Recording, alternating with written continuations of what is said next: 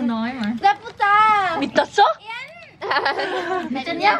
Đừng bảo thật đấy. Muốn cái lạ. Cứ sang ai đối. 미쳤어? Trong mai nhá. Thời nét. 왜 그래? Từ ra. chửi Không biết à? Bây giờ tao sẽ gọi cái Huyên là Achuma. nào không được thế. Có số thằng Dũng không mày?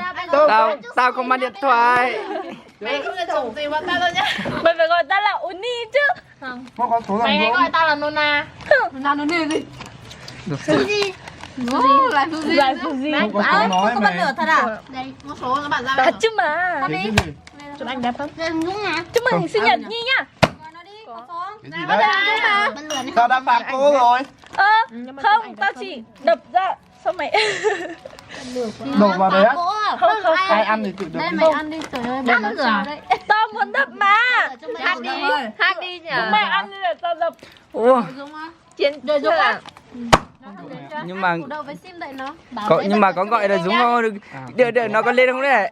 Còn chưa gọi nó đâu đúng không? Đấy. Cái Yên gọi mà đúng không? Nó là đang lên là lầu. Đang lên à? Gọi lên. Trời ơi. Đợi mày Thôi.